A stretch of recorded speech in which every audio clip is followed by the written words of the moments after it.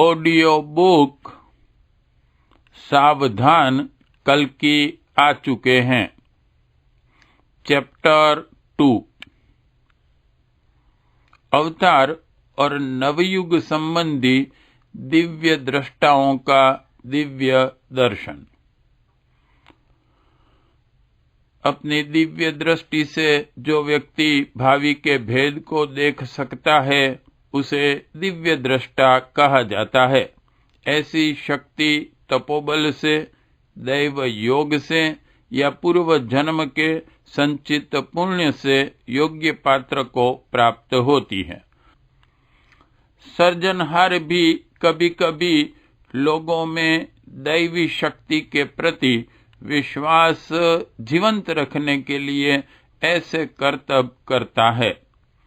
वह लायक और प्रिय पात्र द्वारा भावी का भेद बताता है। हम अभी युग संधि काल से गुजर रहे हैं। सच, सत्य और वास्तविक चित्र किसी को दिखाई नहीं पड़ता। समस्त संसार विनाश के ज्वालामुखी पर बैठा है जो फटने की तैयारी में है। चारों ओर आसुरी सत्ता का अट्टहास्य है। चारित्र्य का निकंदन, नशाखोरी, धोखाबाजी, आस्था संकट, भौतिक संकट, युद्ध और महामारी, परमाणु लेसर और विषाणु बम सब मिलकर यह प्राण प्यारी सृष्टि के विनाश में लगे हैं।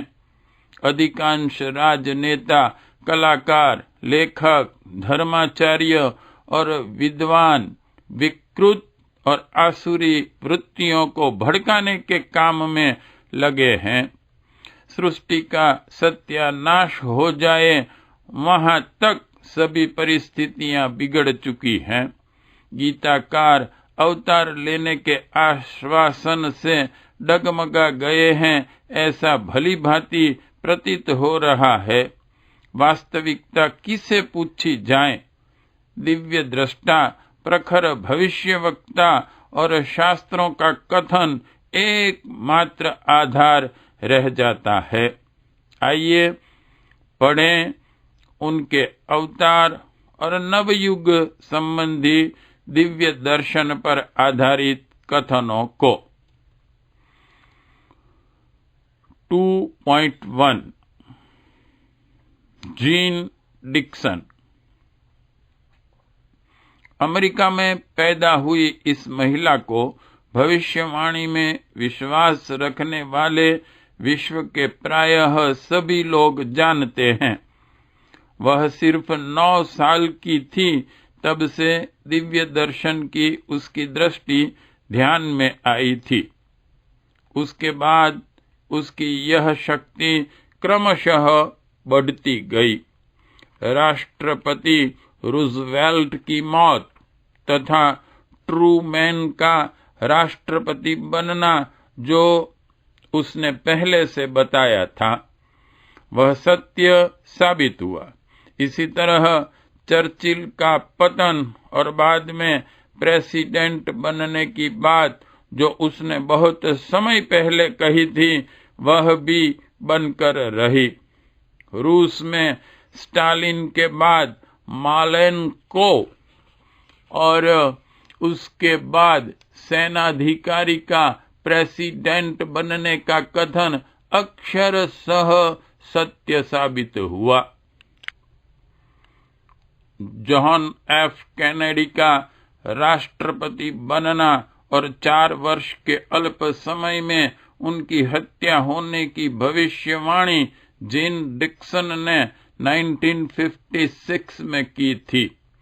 इस 1960 में सचमुच कैनेडी जीते, राष्ट्रपति बने और 1963 की 22 नवंबर को ऑसवाल्ड नामक व्यक्ति ने उनकी हत्या की। हत्यारे का नाम का प्रथम अक्षर ओ होगा वह भी उसने कहा था। इसी तरह उसने क्रुश्चेव का पतन, नेहरू की मृत्यु और बाद में शास्त्री जी का प्रधानमंत्री बनने की आगाही बहुत समय पहले की थी, जो समय आने पर सही ठहरी। ऐसी विश्वास पात्र दिव्य दृष्टा महिला ने अवतार और नवयुग संबंधी जो कुछ कहा है वह अद्भुत है। इसके बारे में उसका कथन है कि 20वीं सदी के अंत और 21वीं सदी के आरंभ में अमेरिका गृह युद्ध के साथ साथ मध्य पूर्व के युद्ध में फंस जाएगा। यूरोपियन प्रजा भोगवाद और युद्ध की नीति छोड़कर भारतीय संस्कृति के जीवन मूल्य अपनाएगी। भारत के ग्रामीण क्षेत्र में जन्मा एक व्यक्ति अपने विचारों और कार्यों से सारा विश्व का ध्यान अपनी ओर खींचेगा। वह गांधी जी की तरह विश्व का मार्गदर्शन करेगा। शिक्षण और संशोधनों से अतीन्द्रिय क्षमताओं का विकास इतनी हद तक होगा कि लोग मात्र विचारों से एक दूसरे का संपर्क कर सकेंगे। इसके बाद पूरा विश्व बंधुत्व का स्वीकार करेगा और विश्व एक परिवार बनकर रहेगा। सर्वत्र आनंद आत्मीयता का साम्राज्य होगा। 21वीं सदी को जीन डिक्सन ने उज्जवल भविष्य से भरपूर बताया है। ईस्वी सन 2020 तक धरती पर स्वर्ग की कल्पना वास्तविक रूप में दिखाई पड़ेगी। समस्त विश्व का व्यापार संबंधी कामकाज एक विश्व संगठन द्वारा संचालित होगा। उसका महत्वपूर्ण कथन है कि 21वीं सदी नारी प्रधान होगी। विभिन्न क्षेत्रों का नेतृत्व महिलाओं संभालेगी। विश्व शांति लाने के लिए भारत की भूमिका का उसने विशेष उल्लेख किया है। इस संबंधी उनका कथन है कि अपने आध्यात्मिक मूल्यों और विचार क्रांति द्वारा भारत समानतावादी शासन का सूत्रपात करेगा। भविष्य में राष्ट्र संघ का कार्यालय भारत में होगा। 2.2 प्रोफेसर हरार। भविष्यवेताओं में प्रोफेसर हरार का स्थान अनन्य है। ये धार्मिक इजरायली नागरिक यूरोप और अमेरिका में देवदूत के विशेषण से पहचाना जाता है। वे सामान्यतया दिनांक सहित भविष्यवाणी करते थे। भारत पाकिस्तान युद्ध का दिनांक उन्होंने 2 साल पहले बता दिया था। बांग्लादेश का उदय होने की बात उन्होंने बताई, तब इसकी किसी को कल्पना तक नहीं थी।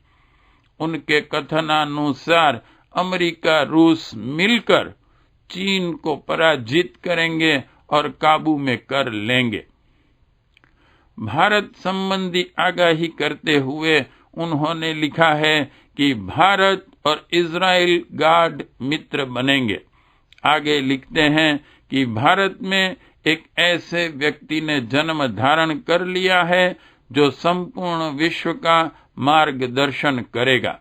दुनिया का नेतृत्व इसके शिष्य और सहयोगियों के हाथ में होगा, जिसकी लोगों ने कल्पना न की हो। ये लोग सामान्यतः वीर और धर्मनिष्ठ होंगे। 2.3 नॉस्ट्राडेमस। ये महान दिव्य दृष्टा का जन्म ईस्वी सन 1503 में फ्रांस में हुआ था। फ्रांस के लिए उन्होंने की हुई भविष्यवाणियां अक्षरशः सत्य साबित होती गई, वैसे उनकी ख्याति भी बढ़ती गई। नॉस्ट्राडामस के 400 मुख्य भविष्य कथनों का संकलन 4 पुस्तकों में प्रकाशित किया गया है। कथनों की शैली और हर एक पुस्तक में 100 भविष्यवाणी करने से उनका नाम रखा गया है, शर्तियां। आरंभ में हर एक भविष्यवाणी क्रमबद्ध और सरल थी, किंतु दुरुपयोग और अनिष्ट होने की संभावना से उसे अस्त व्यस्त किया गया और गहन तथा अलंकारिक भाषा में लिखा गया, जिसको समझने के लिए विद्वान लोग आज भी प्रयत्नशील हैं। नेपोलियन के बारे में उन्होंने लिखा था कि इटली की नजदीक जन्मा एक बालक विश्व का सबसे बड़ा तानाशाही सम्राट बनेगा, किंतु उसके दुष्कृत्यों ने परिणाम स्वरूप उसके साथी विश्वासघात करेंगे और वह बंदी की हालत में निर्जन द्वीप पर मरेगा। यह कथन सत्य साबित हुआ। दूसरे विश्व युद्ध के बारे में उसने लिखा था कि आग्नेयास्त्रों और विनाशक बम गिरने से बंदरगाह नजीक के 2 नगर का विनाश होगा, जिसके अनुसार हिरोशिमा और नागासाकी का सर्वनाश जगत ने देखा। फ्रांस के इस साधु ने 400 साल के लिए 400 भविष्य कथन किए हैं, जो सब अधिकतर सत्य हुए। उनके जीवन के अंतिम दिनों में कुछ लोग इकट्ठे होकर उनको मिलने गए और भावी में होने वाली महत्वपूर्ण घटना की जानकारी देने की विनती की। पहले तो वे इसके लिए सहमत नहीं हुए, मगर अति आग्रहवश वे बोले, 20वीं सदी में मनुष्य की विकसित बुद्धि उसके लिए अभिशाप सिद्ध होगी। भौतिक प्रगति मानवी को श्रेष्ठ मार्ग पर ले जाने की बजाय संतुलन बिगाड़ेगी। ऐसी परिस्थिति में एशिया, प्रायः भारत के उत्तराखंड में एक प्रचंड शक्ति का प्रादुर्भाव होगा। उसके मानवतावादी कार्यों में सबसे महत्वपूर्ण कार्य होगा चेतना की शक्ति को प्रयोगशाला में साबित करना। ये बौद्धिक और विचारात्मक प्रयासों के सामने विश्व के मूर्धन्य वैज्ञानिक नतमस्तक होंगे। समस्त भौतिक शक्तियां उसकी आध्यात्मिक शक्ति के सामने पराजित होगी। आगे रोमांचित स्वर में उसने कहा, मुझे नवयुग के आगमन के स्पष्ट संकेत मिल रहे हैं। एशिया के उत्तराखंड से संस्कृति की एक प्रचंड धारा प्रचंड वेग से आ रही है, जो समस्त मानव जाति को नवजीवन प्रदान करेगी। दुनिया को भावी विनाश से यह शक्ति बचा लेगी। नॉस्ट्राडामस ने यह हकीकत अपने भविष्यवाणी संग्रह शतियां में भी लिखी है।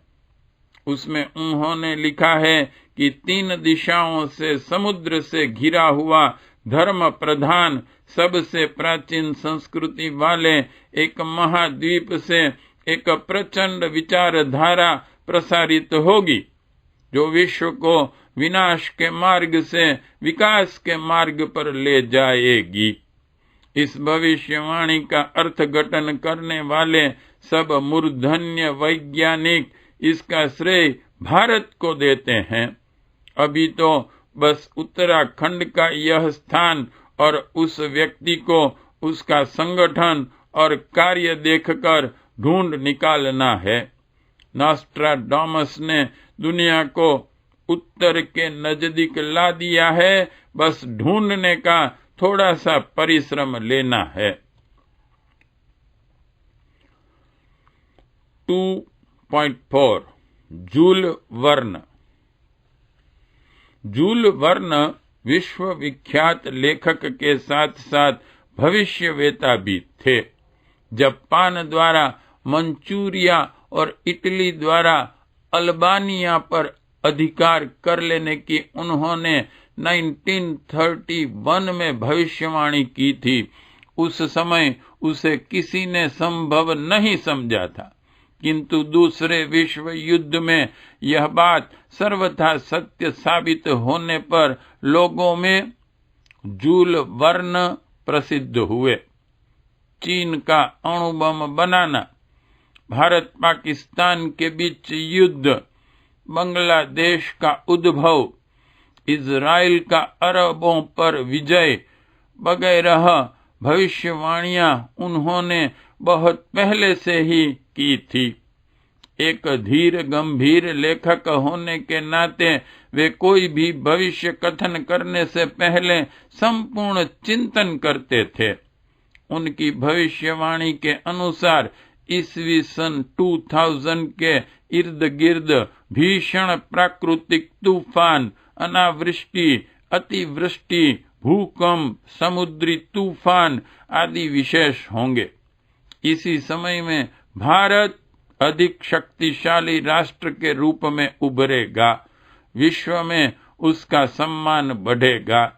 आगे लिखते हैं कि भारत से एक ऐसा व्यक्तित्व उभरेगा जो सारी दुनिया को शांति का पाठ पढ़ाएगा। शनैः शनैः लोगों में यांत्रिकरण के प्रति घृणा बढ़ती जाएगी। यूरोपियन जातियों में भारत के प्रति सम्मान बढ़ेगा और उसके आध्यात्मिक जीवन का स्वीकार करेंगे। 2.5 पीटर हरकॉस। हॉलैंड वासी पीटर हरकॉस को 20वीं शताब्दी का महान भविष्यवेता कहा जाता है। समय के साथ साथ उन्होंने की हुई भविष्यवाणियां सत्य साबित होती गई हैं। उनकी यह विशेषता थी कि किसी भी समय किसी भी व्यक्ति का भविष्य कथन कर सकते थे। इतना ही नहीं बल्कि उस व्यक्ति के पहने हुए कपड़े, जूते या उसने इस्तेमाल की हुई कोई भी चीज वस्तु हाथ में लेकर उस व्यक्ति का भूत और भविष्य तुरंत बताते थे। ऐसे शक्तिशाली भविष्यवेता ने विश्व संबंधी निम्न प्रकार की प्रमुख भविष्यवाणी की है। तीसरा विश्व युद्ध अवश्य होगा। तब तक भारत और जापान शक्तिशाली राष्ट्र बन जाएंगे। इस युद्ध में चीन के विरुद्ध रूस और अमेरिका मिलकर लड़ेंगे। इस युद्ध और गृह युद्ध से चीन की जनसंख्या 1/4 हो जाएगी। पाकिस्तान करीब करीब खत्म हो जाएगा। भारत का उदय अखंड भारत के रूप में होगा। वहां से आध्यात्मिकता की प्रचंड लहर पूरे वेग से समस्त विश्व में फैल जाएगी। लोग भारत से प्रसारित और प्रवाहित हो रही इस धारा को स्वीकारेंगे, जिससे सुखी, समृद्ध और एकात्म विश्व समाज का उदय और विकास होगा। प्रत्येक मनुष्य में देवत्व का उदय और धरती पर स्वर्ग का अवतरण होगा।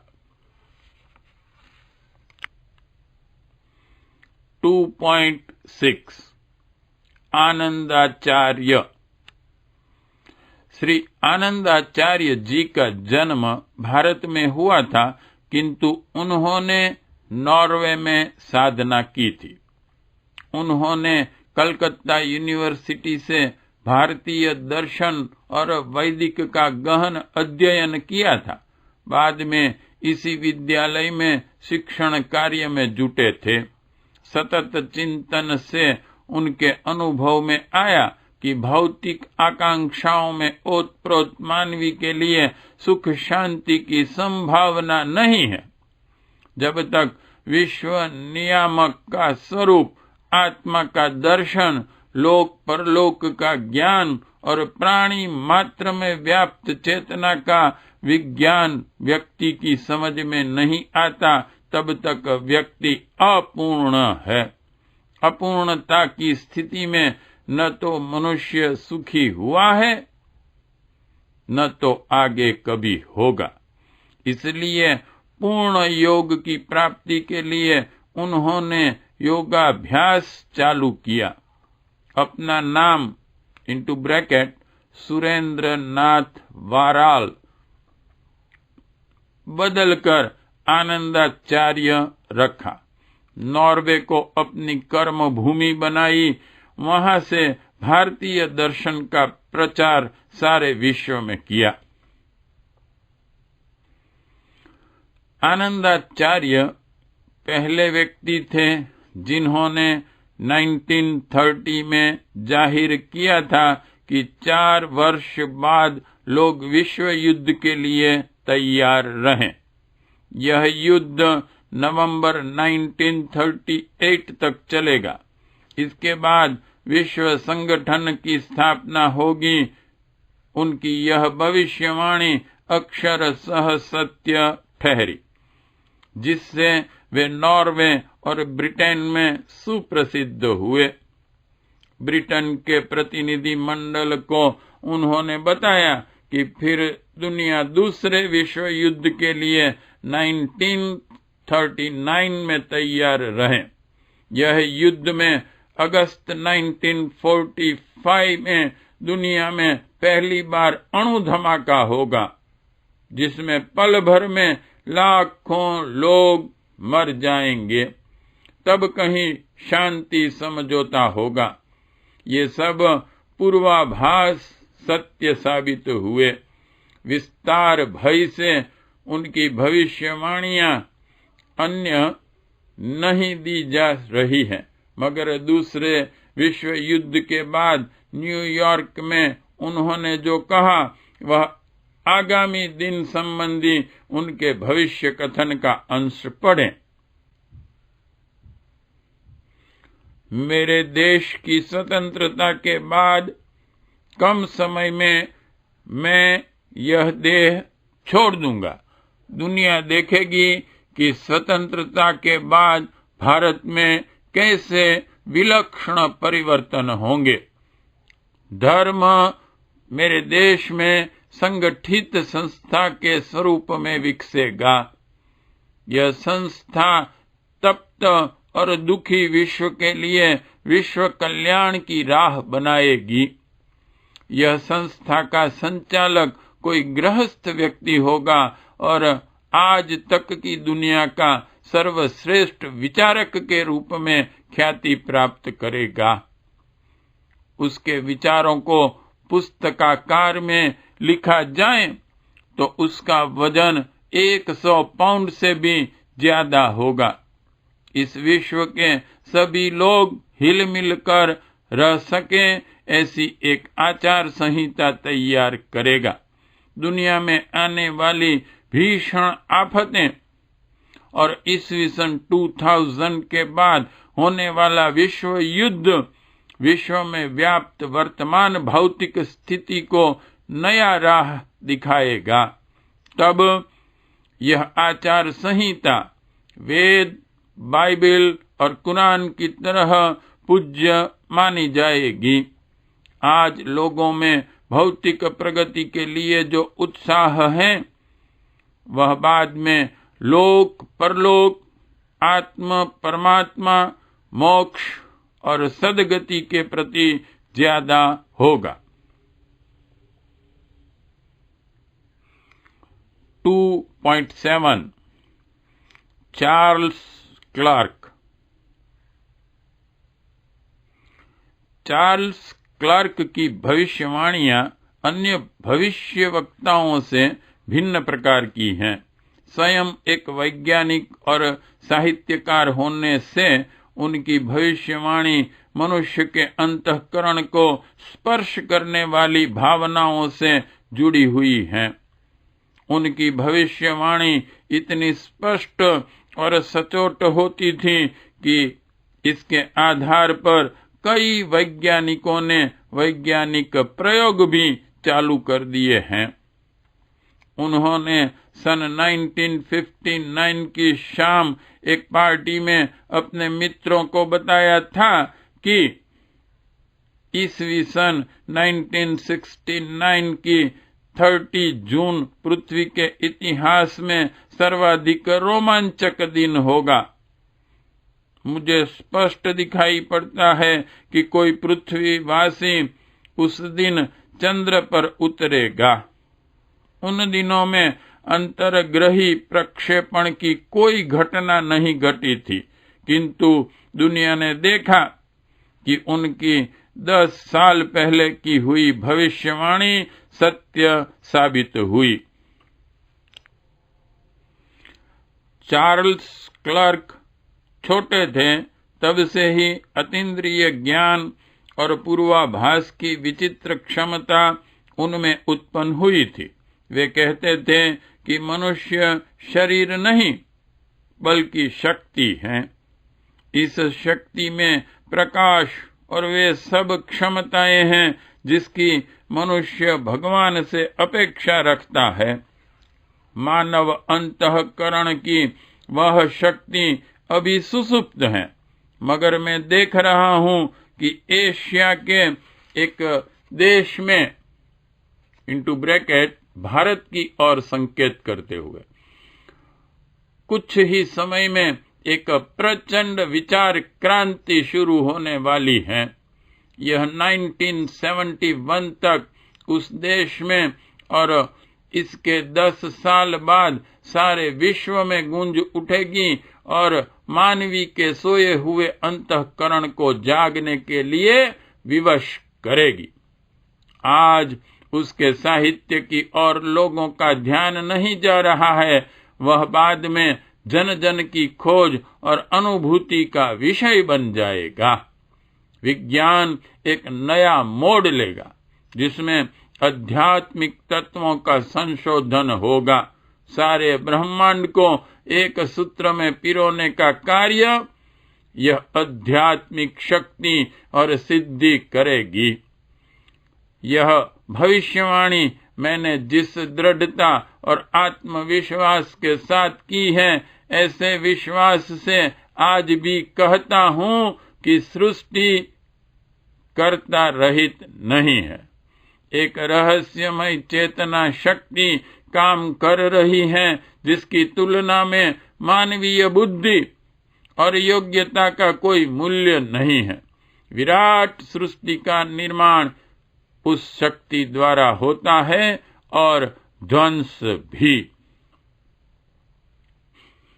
उनका कथन है कि भारत ने भूतकाल में एक आध्यात्मिक उन्नति के रूप में ही नहीं बल्कि एक महान वैज्ञानिक देश के रूप में भी गौरव प्राप्त किया है। इस देश में कितने ही प्रकार के आग्नेयास्त्र, वरुणास्त्र और गगनगामी विमानों की खोज की थी।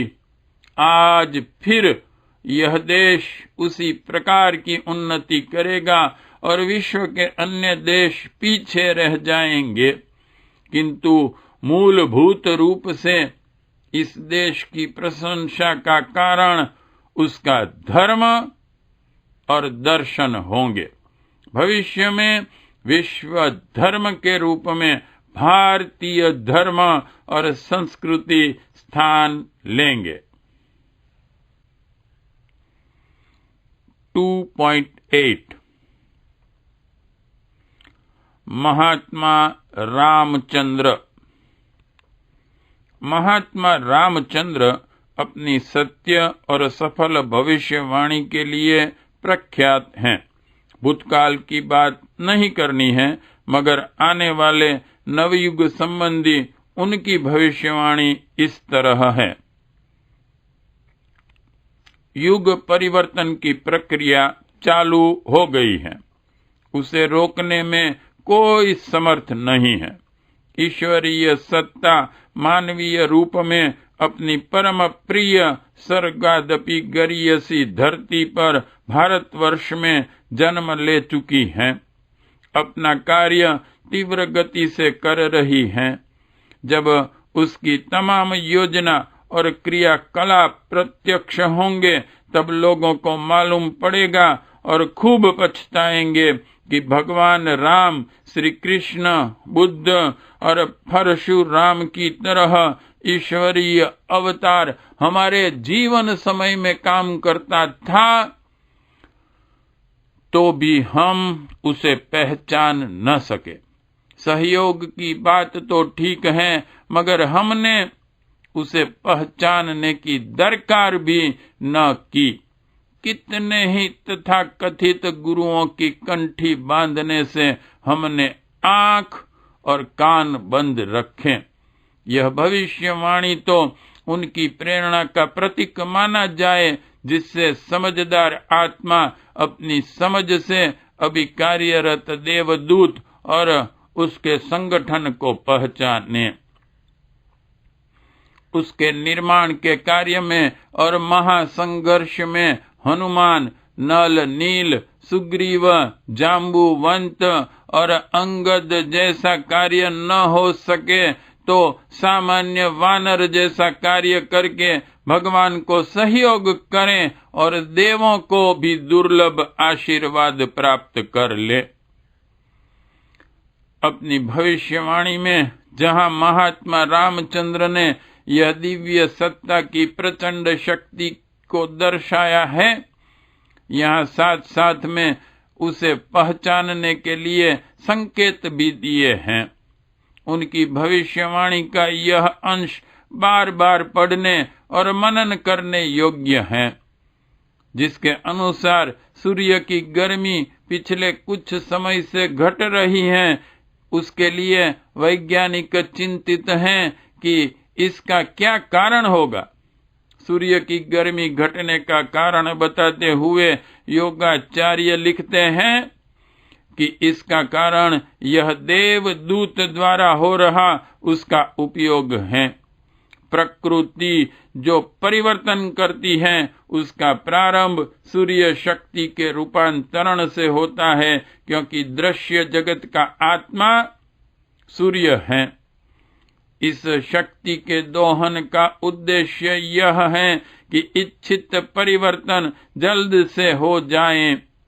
इस शक्ति का नियोजन भगवान द्वारा नियुक्त यह अवतार कर रहा है। कार्य समाप्त होने पर फिर से सूर्य अपनी प्रखरता पर आ जाएगा। गायत्री सिद्ध आत्मदर्शी पुरुष और सूर्य में कोई फर्क नहीं होता, दोनों एक रूप हो जाते हैं। इसलिए यह निर्विवाद सत्य है कि यह नया अवतार महान सावित्री शक्ति, गायत्री तत्व और सूर्य शक्ति का सिद्ध होगा। अवतार को पहचानने में मदद मिले, इसलिए इतना संकेत दिया जाता है। 2.9 जॉन एडम। जर्मनी के जॉन एडम को एक प्रामाणिक भविष्यवक्ता की ख्याति मिली है। वहां की पत्रिका एक्सप्रेस रिव्यू में जनवरी 1978 के अंक में प्रकाशित उनकी भविष्यवाणियां उल्लेखनीय हैं। मूर्धन्य लोग दुनिया के भविष्य के बारे में उनसे मिलने गए तो उनके आग्रहवश निराशापूर्ण स्वर में उन्होंने कहा कि इन दिनों मैं प्रकृति के गर्भ में मैं असामान्य परिवर्तनों को देख रहा हूँ। ध्यान की गहराई में मुझे दिखाई पड़ता है कि प्रकृति विनाश का सरंजाम इकट्ठा करने में व्यस्त है। मेरी अंतः चेतना में संसार के विनाश का स्पष्ट संकेत मिल रहा है।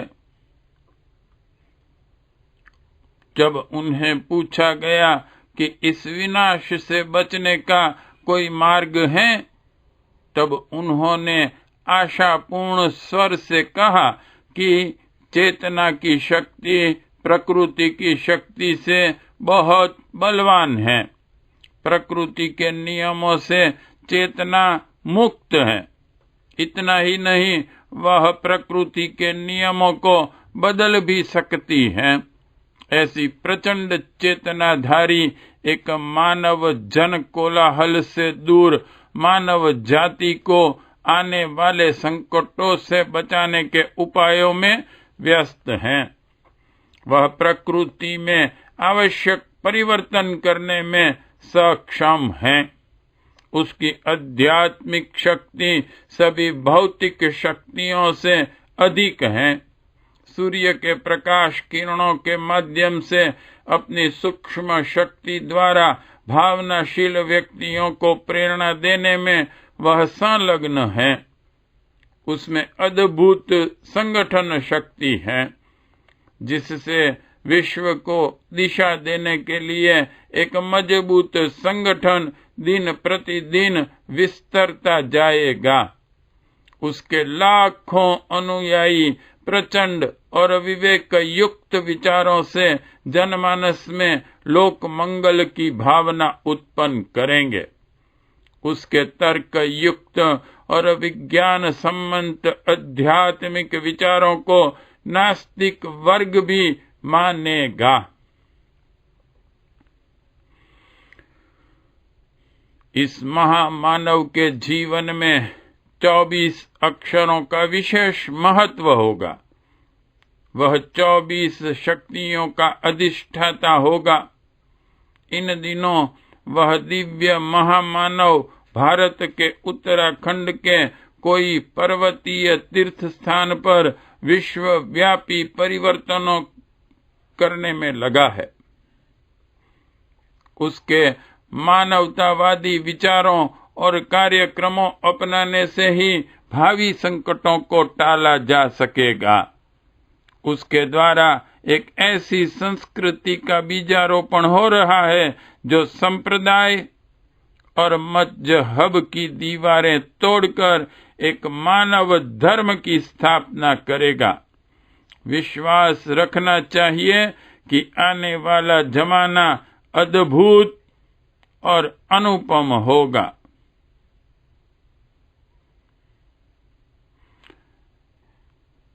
चैप्टर 2 साउंड ट्रैक नंबर 1 समाप्त।